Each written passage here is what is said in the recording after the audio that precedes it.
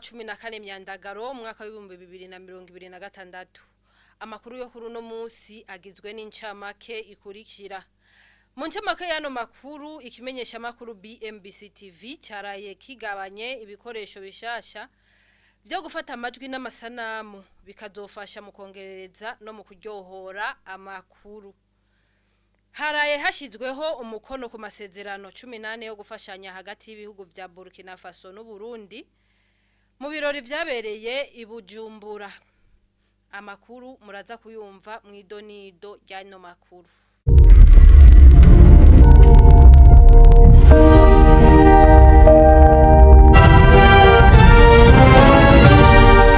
Kwa 13 Myandagaro niho umuyobozi mukuru wa BMBC Group yashikiriza igisata cha BMBC TV ibikoresho bitandukanye. Ico gisata kikaba gikukira ishirahamwe rya BMBC Group.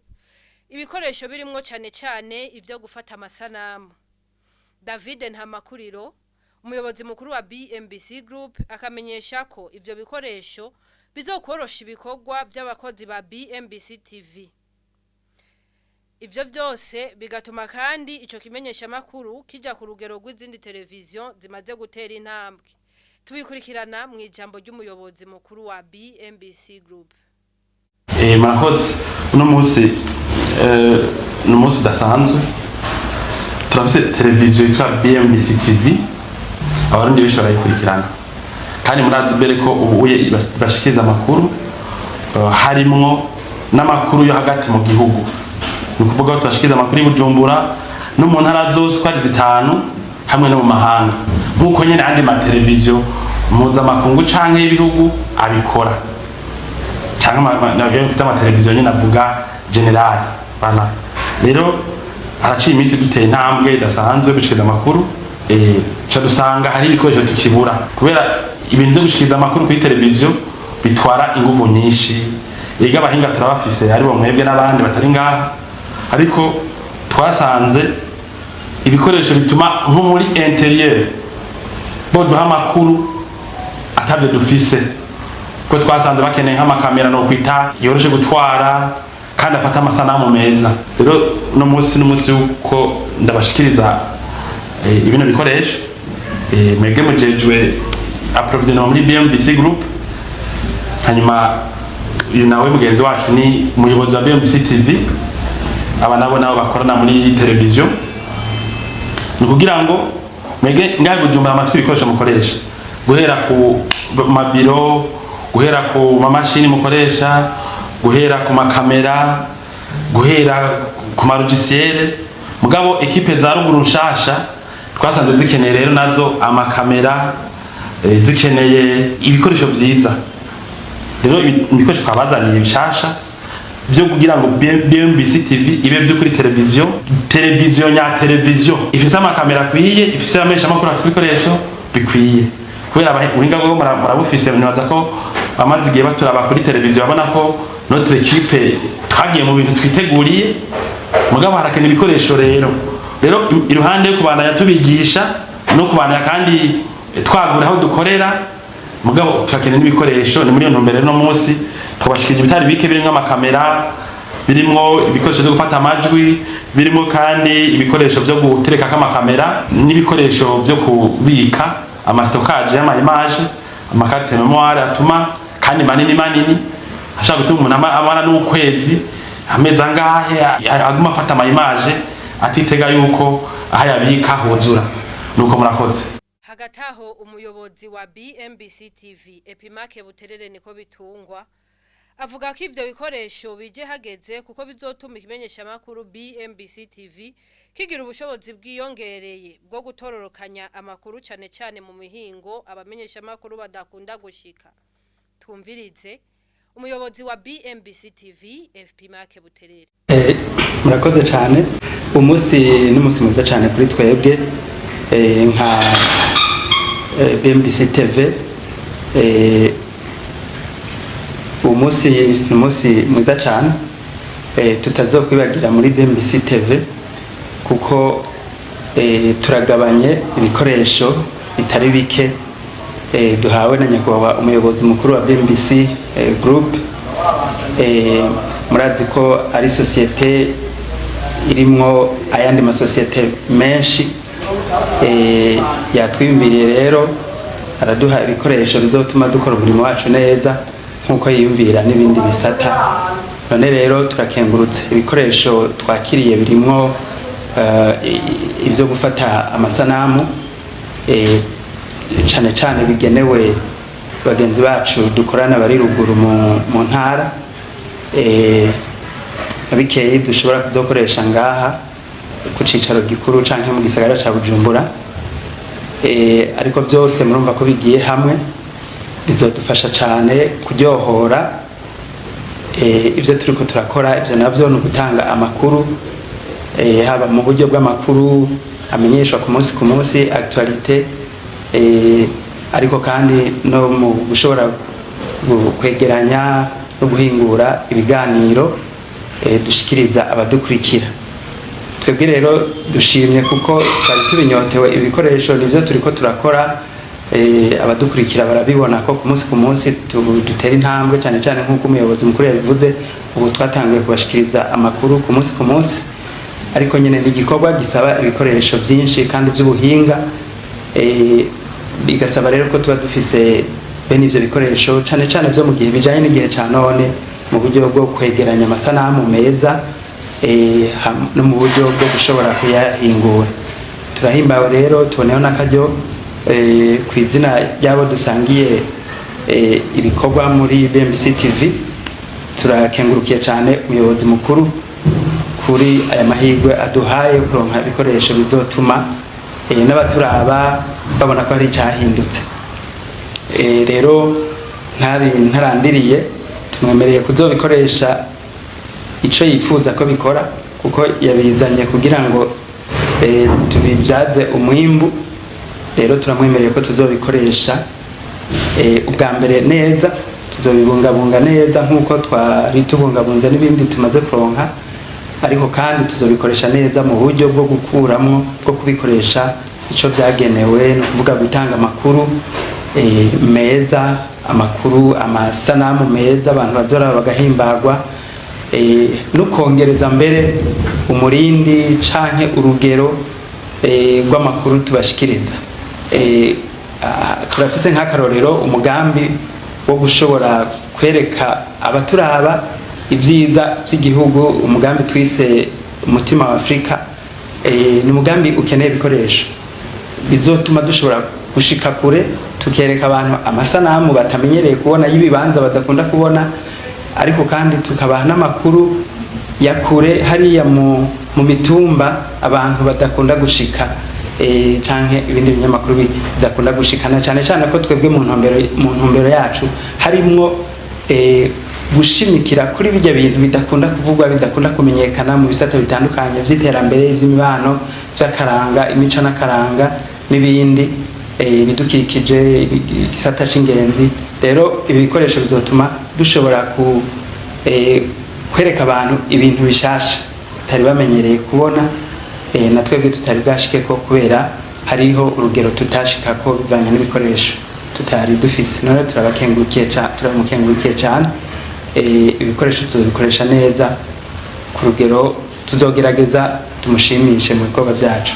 Intumwa ziserukira leta ya Burkina Faso n'iz'Uburundi zaraye ziteye umukono ku masezerano 18 agenga imigenderanire no gufashanya hagati y'ivyo bihugu uko ari bibiri, hakaba harimo nayerekeye gukura visa ku bene gihugu b'ivyo bihugu.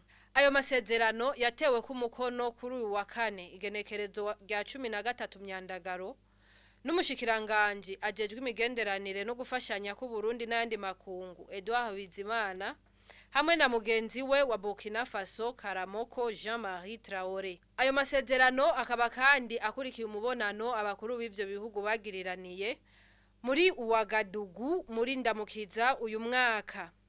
Ni inkuru ya mugenzi wacu Homar Ndikuriyo. Ayo masezerano yatewe ku mukono ku wa kane igenekerezo rya 13 Myandagaro, akaba yerekeye ibisata bitandukanye harimo umutekano, uburimyi, gukingira abanyagihugu n'inyubako mu gihe c'ivyago, amagara y'abantu, ivyerekeye akazi, inkino n'imyidagaduro. Ayo masezerano arimwo kandi ayerekeye gukuraho viza ku banyagihugu binjiye muri kimwe muri ivyo bihugu. Imigenderanire hagati ya Burkina Faso ikaba isubiye kunagurwa inyuma y'imyaka itari mike, na cane bivuye ku ngorane za politike n'umutekano ivyo bihugu vyose vyagiye biracamwo. Mu kwezi kwa kane uyu mwaka, Perezida Evariste Ndayishimiye mu bubasha bw'umukuru w'umuryango wa Afrika yaragendeye igihugu ca Burkina Faso kirongowe na Kapiteni Ibrahim Traoré yashitse ku butegetsi mu nzira ya kudeta co kimwe n'uwo yasubiriye, bikaba vyatumye ico gihugu gitaramugwa mu bikorwa vy'umuryango. Imbere yuko Perezida Ndayishimiye ashikira amabanga yo kurongora umuryango wa Afrika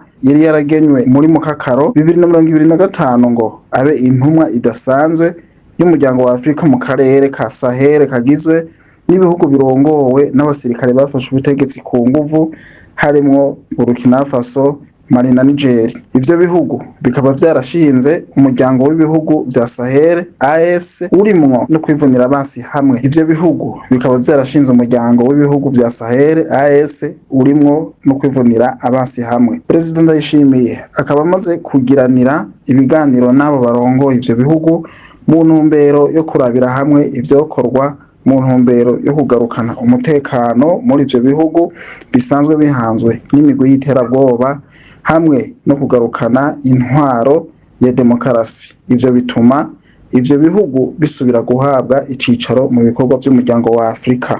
Aya makuru uno munsi turayasozerera ku makuru avugwa mu ntara, ariko imbere yaho reka tubacishirizemwo ivyamamazwa. BMBC Group muriko murahomba. BMBC Group nishira hamwe rutura ryubaka rigaca rigurisha amazu kuva mu bihumbi 2012. BMBC Group ririko rirubaka amazu mu gisagara ca Bujumbura, ibigwati vy'amazu meza cane hafi uburari igihumbi. Umve tubahonje, BMBC Group iriko yubaka ibigwati vyagutse cane, usangamwe amazu amajana n'amajana. Aho ni muri quartier Miriware ya mbere, Diaspora City, Tenga na Gahage, n'ayari karaduzwa mu matongo y'abantu. BMBC Group hanini n'aba diaspora. Bantu mutaritura BMBC Group muriko murahomba. BMBC Group nishira hamwe rutura ryubaka rigaca rigurisha amazu kuva mu bihumbi 2012. BMBC Group ririko rirubaka amazu mu gisagara ca Bujumbura, ibigwati vy'amazu meza cane hafi uburari igihumbi. Umve tubahonje, BMBC Group iriko yubaka ibigwati vyagutse cane, usangamwe amazu amajana n'amajana. Aho ni muri quartier Miriware ya mbere, Diaspora City, Tenga na Gahage, n'ayari karaduzwa mu matongo y'abantu. Abakiriya ba BMBC Group hanini n'aba diaspora. BMBC Group ifise amatongo akwije ibisabwa, wiguriye inzu yawe mu nyuma ntazuguruzuguru. BMBC Group ikubakiye inzu ushobora kuriha cash canke bukebuke canke kwidanira izomara imyaka 50. BMBC Group irubaka inzu igacishiramwo vyangombwa vyose, ukinjira umenga utashe muhira. BMBC Group yarazize kuzera inze, umva kabirya kayo yifitiye n'inganda zihingura ibikoresho bijejwe kubaka ayo mazu. Murashaka kubakisha amazu y'uburaro, amahinguriro, amahoteli, amashure, ibitaro n'izindi? Egere BMBC Group ifise aba engineer b'inzobere kandi bo ku rwego mpuzamakungu. BMBC Group muzoyimenyera ku mazu yakaka kandi akomeye cane ku biciro vya mbere biri hasi mu Burundi.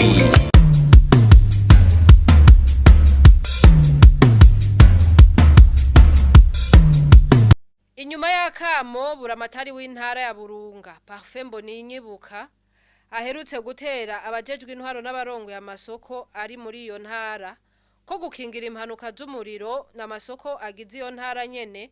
Abakorera mu isoko nkuru y'Imakamba baraye bamenyeshejwe n'urongo iyo soko Niyunge ko Yusufu ko ishigwa mu ngiro ry'ibiri muri ako kamo ari guhera kuri uyu wa 13 Myandagaro. Ni nkuru ya mugenzi wacu Audric Niyuhire. Ku mugoroba wo kuri uyu wa 12 Myandagaro, bamwe mu badandaza bo mu isoko nkuru ya Makamba ku murwa mukuru wa Burunga bariko baregeranya ibidandazwa vyabo babijana mu bindi bibanza bitari muri iyo soko, abandi nabo bakavyegeraniriza aho nyene mu kurindira kubomora aho bari basanzwe bakorera hubakishijwe imbaho. Ngo ubutumwa bwavuye ku rongo y'isoko Yusufu Niyunge ko batazira Fofana aho yabamenyesheje ko atabudandarizo bwubakishijwe imbaho buzosubira kwemererwa kuja muri iyo soko, agasigura ko biri mu nzira zo gukingira iyo soko mu gihe ryo kwadukamwe impanuka y'umuriro. Ubwo butumwa yabubahaye inyuma y'akamo gaherutse guterwa na Parfait Mbonimwibuka Buramatari w'intara ya Burunga aho kwigenekerezo ry'umunani Myandagaro y'umwaka muri komine Rumonge yasavye abajejwe intwaro ko bofashanya n'abakuru b'amasoko ari muri iyo ntara ya Burunga kugira bafate ingingo zose zishoboka zo gukinga impanuka zishobora gushika muri ayo masoko. Abo bakorera muri iyo soko barashima iyo ngingo, ariko bagasaba ko ikiringo cyo kubomora ububakisha ivyuma cyo kongerezwa kugira bavyitegurire ngo kuko bibasaba uburyo butari buke. Yusufu Niyunge ko arongoye iryo soko we avuga ko iyo abari bishoboka atakiringo na gitoya cobayeho kuko impanuka utayiha ikiringo. Ubuserukira abadandaza imbere y'amategeko mu ntara ya Kera ya Makamba Bigirimana Benoit kubwiwe yatumenyesheje igisabo c'abadandaza cumvikana bivanye n'amikoro yabo ndetse ko agiye kugishikana ku burongo ikomine Makamba. Amakuru yo kuri uno munsi tuyagarukirije hano. Mwakoze kudutega yompi naho ubutaha.